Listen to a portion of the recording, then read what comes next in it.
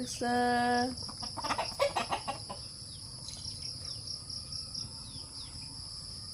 ang aking alagang mabait.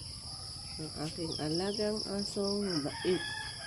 Ano na amoy-amoy? Ano na amoy-amoy? Huwag ba kaya sampahan? Picture. Wag! Isa. Picture.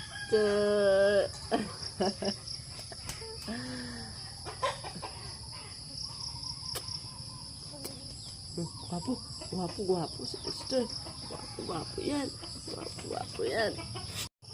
Pinasyalan ko nga po pala dito sa labas ng bahay namin ang aming mga alagang manok at maya-maya ipapakainin ko na po sila.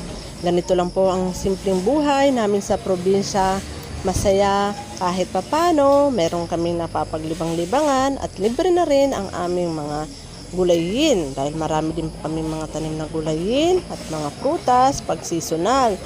Madami sila kung mamunga, halimbawa mga mangga or kaya dragon fruit or rambutan at mga suha. Marami po ditong tanim sa kapaligiran namin.